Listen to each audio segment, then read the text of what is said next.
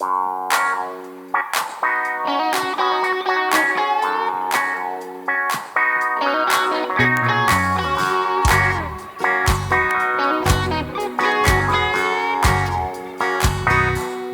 chiêng em buông tôn tê đủ ron lia trong gió lên không nghe thốc tu tê tung nghe kalang tung nghe thok chua kang bu mun na chuan nel ma do rai lian do turi tung nghe kalang le ikut lo chu na quan ko tang na nei lo itho lo chuan tung nghe thok bi dang le ike lo chu na quan ke tang na nei lo ra chi na mu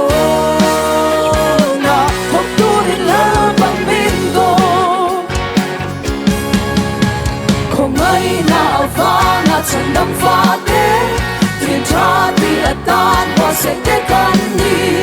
dù thiếu cha thì chú cần mình mất tu đi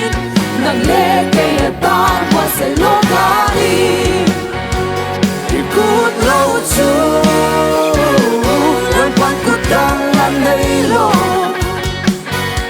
ít thô lâu chúa tung nghe không biết đằng lệ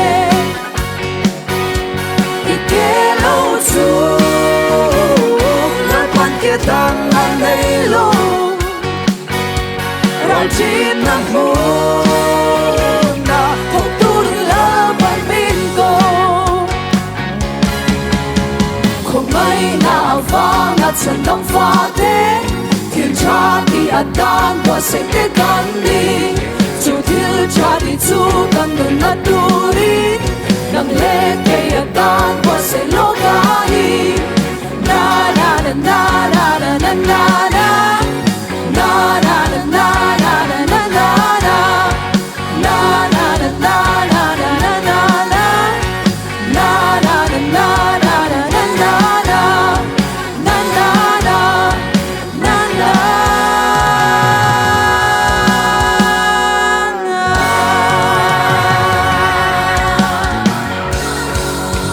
Phật là thế, lại còn mình sống sao sẽ